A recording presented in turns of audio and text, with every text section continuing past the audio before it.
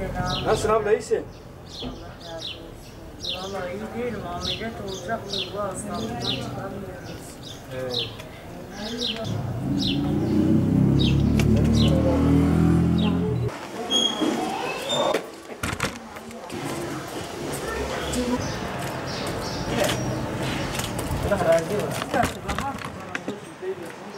Allah kurban olayım. Vallahi çok zor ya. Dışarı çıkma. Vallahi dışarı çıkıyorum. Nasıl? Ayda yatıyorum, su yatırıyorum. Bazen fırına gidiyorum. Başka yere gitmiyorum. Gitme başka yere.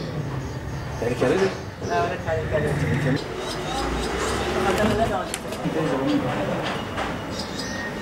Bu nasıl perişan oldu. Ne içine geçti. Şurada bir imza var.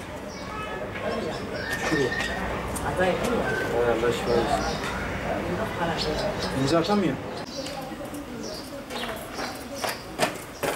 اسلامي ده إيه.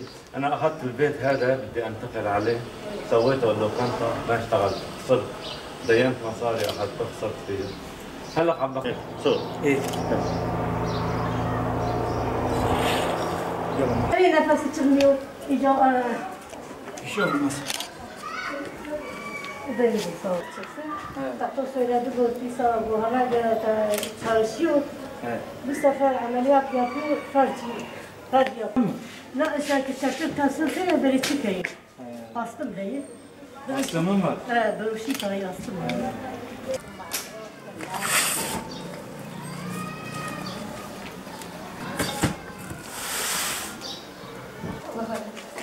Nasılsın? Tamam, seni yormayalım. Hadi Allah'a emanet ol, Allah şifalar versin. Bismillahirrahmanirrahim.